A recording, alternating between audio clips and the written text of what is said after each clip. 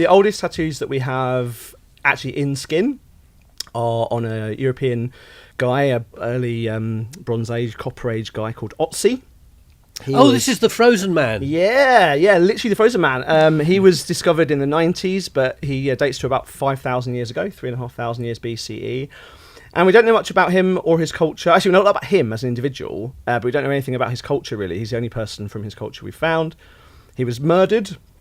He had a kind of arrowhead in his back. But he had these really interesting tattoo marks all over his body. He has about 60-odd tally marks, crosses and dots and dashes, actually technically tattooed, probably in the same way that Grace is tattooing now.